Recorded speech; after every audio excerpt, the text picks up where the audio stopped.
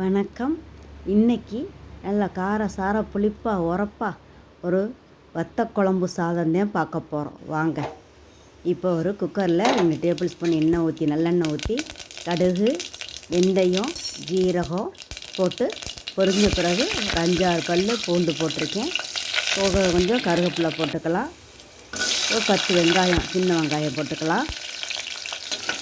சின்ன கப்பில் ஒரு கப்பு ஊற வச்சுருக்கேன் அரிசி, சாப்பாட்டு அரிசி.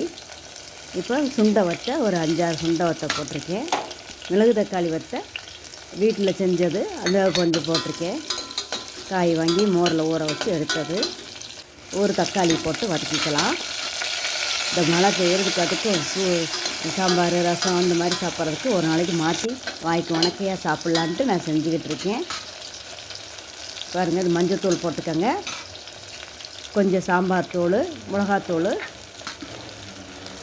போட்டு நல்லா கொஞ்சம் வதக்கிக்கலாம். அந்த எண்ணெயிலேயே நல்ல மணமாக இருக்குது. இந்த வத்தை மணமாக இருக்குது. இப்போ சின்ன சைஸு புளி எடுத்து ஊற வச்சுருந்தேன். அந்த புளி தண்ணியை கரைச்சி ஊற்றிக்கலாம். ஒரு அரிசிக்கு 1.25 பங்கு அளவு தண்ணி ஊற்றிக்கலாம். தேவையான அளவு உப்பு போட்டுக்கலாம். இப்போ நல்லா உப்பெல்லாம் நல்லா கரைஞ்சி குழம்புல சாரட்டும். ஒரு கிண்டி விட்டுட்டு அரிசி ஒரு 10 நிமிஷம் ஊற வச்சுருந்தேன். அதை நல்லா கழுகி வடிகட்டி வச்சுருக்கேன். இப்போ ஒரு கிளறிட்டு நம்ம குக்கர் மூடி போட்டு 3 விசில் விடலாம்.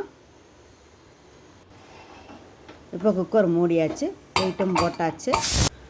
ஒரு 3 விசில் வந்ததுக்கப்புறம் பார்க்கலாம்.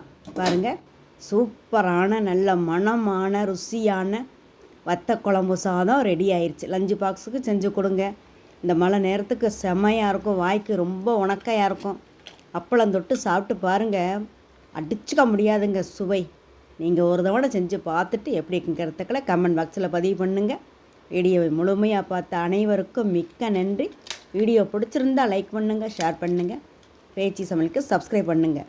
அடுத்த இன்ட்ரெஸ்டிங்கான வீடியோவில் பார்க்கலாம். மிக்க நன்றி.